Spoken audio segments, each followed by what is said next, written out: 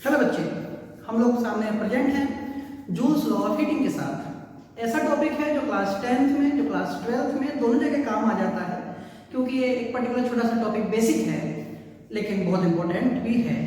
हम लोगों को इसमें ये पता चलता है कि अगर किसी वायर में करंट चलती है तो वायर में करंट चलने की वजह से ऐसा क्या होता है कि वो वायर गर्म पड़ने लगता है, हीटिंग इफेक्ट देने लगता है। तो इसी में हम पढ़ेंगे जूल्स लॉ ऑफ हीटिंग के अंदर, ये टॉपिक के अंदर पढ़ेंगे। ये साइंटिस्ट थे जूल, उन्होंने इस बात को समझाया था कि वायर में करंट चलने की वजह से वायर में हीटिंग इफेक्ट क्यों होता है। तो हम लोग सीखना शुरू करते हैं जूल्स लॉ ऑफ हीटिंग। देखिए, मान लो मेरे पास एक कंडक्टर है, मान लो मेरे पास एक कंडक्टर है। कंडक्टर कौन सा वाला कंडक्टर? ये नहीं कि रोडवेज वाला, बस वाला कंडक्टर नहीं, कंडक्टर है, वायर है। ये वायर ए बी है, ये वायर ए बी। इस वायर में मैंने एक बैटरी कनेक्ट कर दी, वोल्टेज सोर्स, मैंने इसमें एक वोल्टेज सोर्स कनेक्ट कर दिया। वोल्टेज सोर्स का वोल्टेज V है, ये पॉजिटिव टर्मिनल और ये नेगेटिव टर्मिनल है। अच्छी बात है। वायर में बैटरी, बैटरी का वोल्टेज V। कोई वायर होता है, कोई कंडक्टर होता है, तो उसके अंदर दो तरीके के चार्ज होते हैं, एक पॉजिटिव और एक नेगेटिव।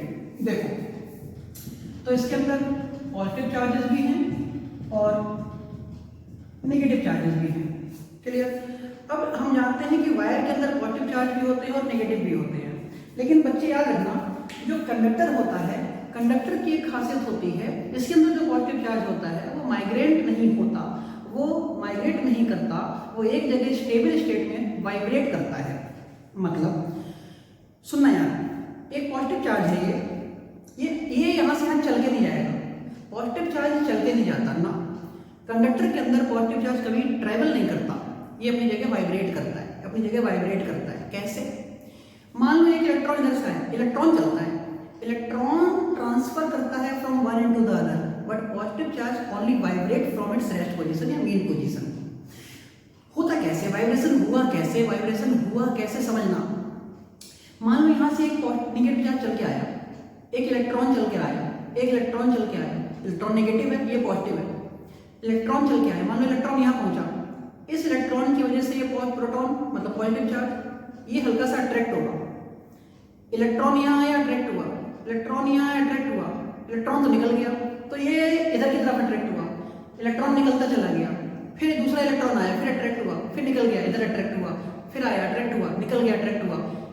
तो खाली तुम इस पे ध्यान दो, इलेक्ट्रॉन का आना और जाना तो छोड़ दो, इस पे ध्यान दो। तो ये ऐसे ऐसे कर रहा है, बस अट्रैक्ट हो रहा है, इधर अट्रैक्ट हो रहा है, अट्रैक्ट हो रहा है, अट्रैक्ट हो रहा है। इसका मतलब positive charge only vibrate and cannot travel inside the conductor from the one end to the other. Only negative charges can migrate from the one end to the other inside the conductor. तो negative चलने दो। अब क्या हुआ, जब ये negative charge चल रहे होते हैं, जब ये नेगेटिव चार्ज चल रहे होते हैं, तो नेगेटिव चार्ज के मूवमेंट की वजह से आपस में आयंस के बीच में कोलिजन होता है, टक्कर होती है। आयंस के बीच में क्या होता है? कोलिजन होता है, टक्कर होती है। जब आयंस के बीच में कोलिजन और टक्कर होती है, तो उसी कोलिजन और टक्कर की वजह से, मतलब एक ही बात है, कोलिजन और टक्कर की वजह से होता क्या है, उनमें रुकावट आती है, उनमें रुकावट आती है। उसी रुकावट का नाम रेजिस्टेंस होता है। कोई तुमसे पूछे रेजिस्टेंस किसे कहते हैं, तो रेजिस्टेंस क्या होता है? तो रेजिस्टेंस एक किसी कंडक्टर की ऐसी प्रॉपर्टी होती है जिस प्रॉपर्टी की वजह से वो अंदर चलने वाले करंट को रोकती है, रोकने का कोशिश करती है, उसी प्रॉपर्टी को रेजिस्टेंस कहते हैं। वो रेजिस्टेंस डेवलप कहाँ से होती है? जब अंदर माइग्रेट करते हैं चार्ज, तो जब अंदर चार्ज चल रहे होते हैं, तो अंदर चार्ज चलते समय आपस में कोलाइड करते हैं, कोलाइड करने की वजह से उनकी स्पीड में कमी आती है, उसी स्पीड में आने वाली कमी को ही रेजिस्टेंस कहते हैं, उसी इफेक्ट को हम रेजिस्टेंस कहते हैं। तुम लोगों ने रेजिस्टेंस का सिंबल देखा होगा, ये रेजिस्टेंस का सिंबल होता है, ये R, सही है? ये रेजिस्टेंस का सिंबल होता है इस तरीके का, ये ऐसे ऐसे ऐसे ऐसे। ये रेजिस्टेंस का सिंबल ऐसा ही क्यों बनाया गया? रेजिस्टेंस का सिंबल ऐसा ही क्यों बनाया गया? रेजिस्टेंस का सिंबल ऐसा इसलिए बनाया गया, ध्यान दो क्या है ये। तुम लोगों ने रोड पर स्पीड ब्रेकर देखा होगा, स्पीड ब्रेकर का डिजाइन ऐसे ऐसे होता है। स्पीड ब्रेकर का काम क्या होता है? गाड़ी की स्पीड को कंट्रोल करना। Similarly the function of speed breaker to control the speed of the vehicles on the road and similarly the function of the resistance inside the conductor to control the speed of the current or the migration of the charge inside the conductor। और ये resistance क्या करता है, current की speed को control करता है। तो इसीलिए इसका डिजाइन स्पीड ब्रेकर जैसा ही है। ये भी स्पीड ब्रेकर है किसका, करंट का, वो भी स्पीड ब्रेकर है किसका, व्हीकल्स का। चलो बेटा, तो मेरे कहने का मतलब तुमने यहाँ खाली ये बात सीखी कि अगर किसी कंडक्टर की बात करें तो किसी कंडक्टर के अंदर पॉजिटिव और नेगेटिव चार्ज होते हैं, पॉजिटिव फिक्स रहते हैं, नेगेटिव चलते हैं तो टकराते हैं तो हीटिंग इफेक्ट प्रोड्यूस करते हैं, क्योंकि रेजिस्टेंस प्रोड्यूस होता है। जब कोई चीज़ टकराती है, टकराने पर क्या होता है, जब वो चल रहे थे तो इसके अंदर काइनेटिक एनर्जी थी, तो इसके अंदर काइनेटिक एनर्जी थी। चलते समय टक्कर होते ही किसमें कन्वर्ट हो गए, पोटेंशियल एनर्जी में। और जब काइनेटिक एनर्जी पोटेंशियल एनर्जी में कन्वर्ट होती है तो एक तरीके की एनर्जी प्रोड्यूस होती है जिसको हम हीट एनर्जी कहते हैं। काइनेटिक एनर्जी जब पोटेंशियल एनर्जी में कन्वर्ट होती है तो हीट एनर्जी डेवलप होती है। जैसे बंदूक से निकली गोली,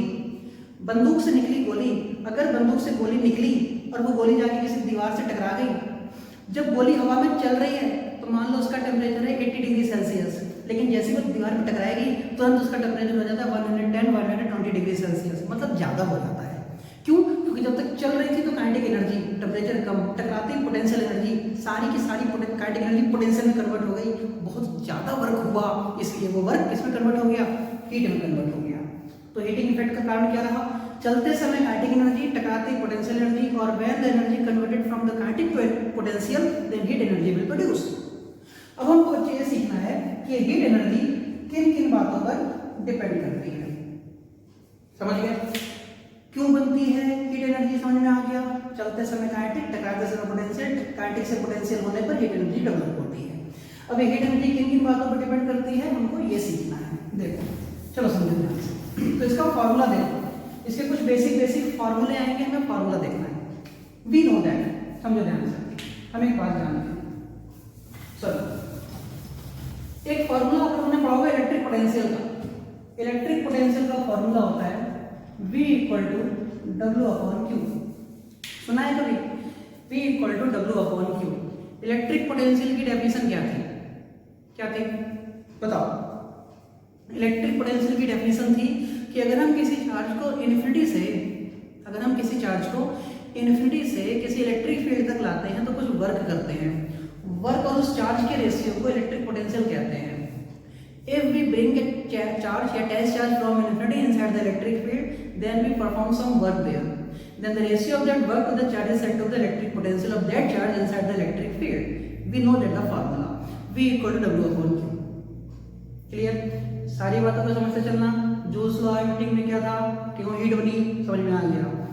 हीट किसकी वजह से बनी, इलेक्ट्रॉन की वजह से बनी, पॉजिटिव की वजह से नहीं बनी।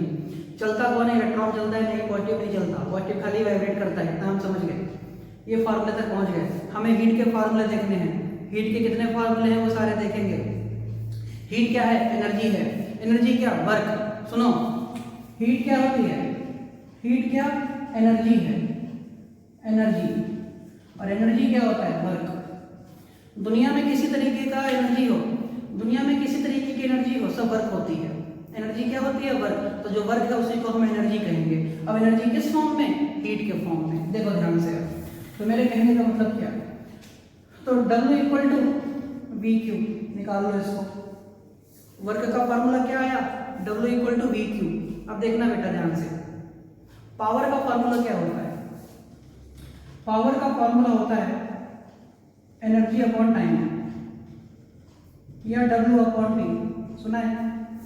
पावर इक्वल टू फार्मूला क्या होता है, एनर्जी अपॉन टाइम, और एनर्जी क्या होता है, वर्क अपॉन टाइम।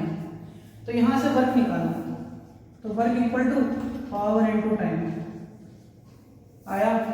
तो वर्क इक्वल टू क्या आया, पावर इनटू टाइम। इतनी बात समझ में आ गई।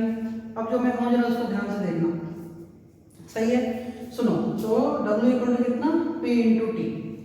ये हो गई इक्वेशन नंबर 1, ये हो गई इक्वेशन नंबर 1। यहाँ देखो, हम एक फॉर्मूला जानते हैं, P = W/T, P = W/T, P = और W क्या होता है, W = VQ/T। देखो इसको हटाओ, P = क्या होता है, W/T, ठीक है। वर्क अपॉन टाइम, वर्क क्या होता है, VQ, ये रहा VQ/T। और Q अपॉन टी क्या होता है, I इक्वल टू क्या होता है, Q अपॉन टी करंट।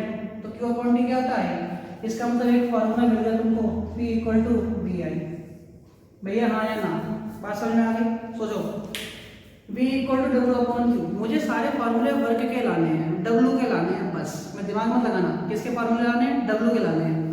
अब W के फार्मूले लाने के लिए हमें बहुत आसान सी बात चाहिए, W का फार्मूला आ चुका P इंटू टी, हमें बस P का फार्मूला लाना था, P इक्वल टू VI। कैसे आया, P equal to W upon T, W equal to V Q upon T, और Q अपॉन टी क्या होता है, I, इसलिए P equal to VI, P equal to VI।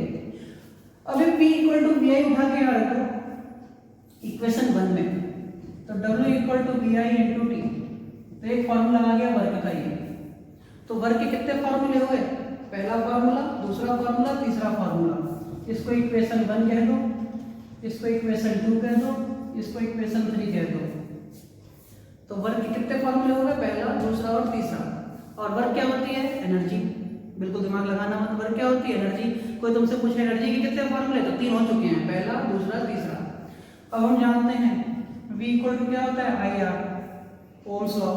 इस V की वैल्यू को यहाँ रख दो, तो W इक्वल टू कितना, IR into I into T. तो W इक्वल टू कितना हो गया, I square RT। Equation number 4। तो वर्क के कितने फार्मूले आ गए, 4 फार्मूले आ गए। पहला formula W equal to V Q, दूसरा W equal to P into T, तीसरा W इक्वल टू कितना, VI इंटू टी, चौथा कितना, W equal to I square RT। Clear हो गई बात। एक फॉर्मूला हम जानते हैं, I equal to V upon R। I equal to क्या होता है, V upon R, ohm's law. लगाओ यहाँ पे, I की वैल्यू यहाँ लगाओ, I की वैल्यू यहाँ लगा दी तुमने, जो VI था। तो W इक्वल टू कितना, V अपॉन R का whole square into R into T.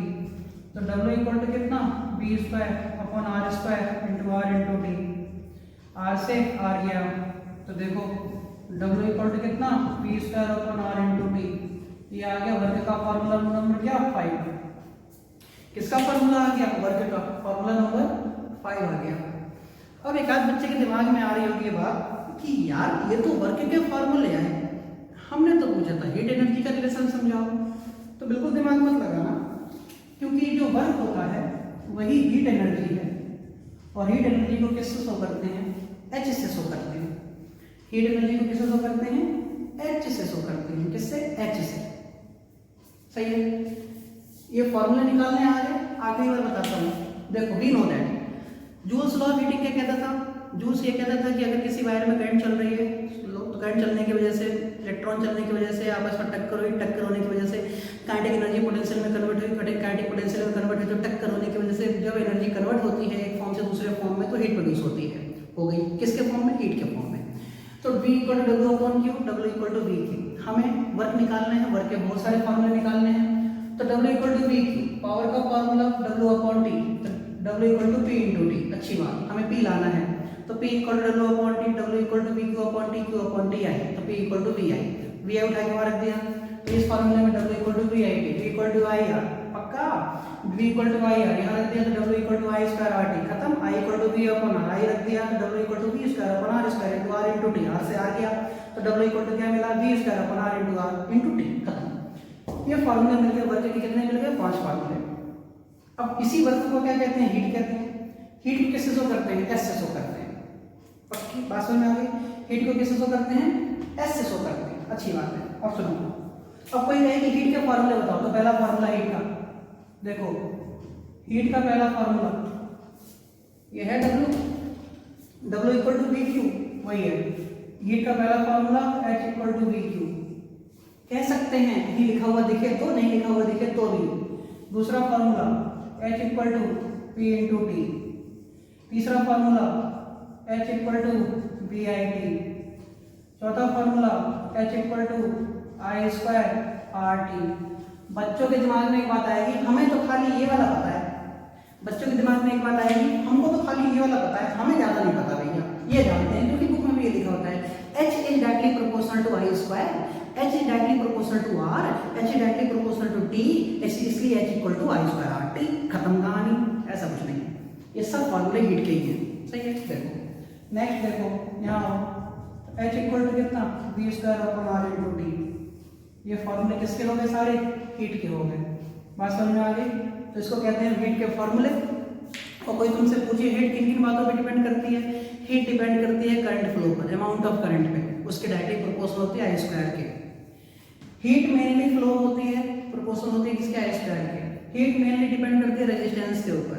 जितना ज्यादा रेजिस्टेंस होगा किसी वायर का, जितना ज्यादा रेजिस्टेंस होगा किसी वायर का, हीट इफेक्ट ज्यादा होगा। कंडक्टर और एलॉय, एलॉय का रेजिस्टेंस ज्यादा होता है तो हीटिंग इफेक्ट ज्यादा होता है।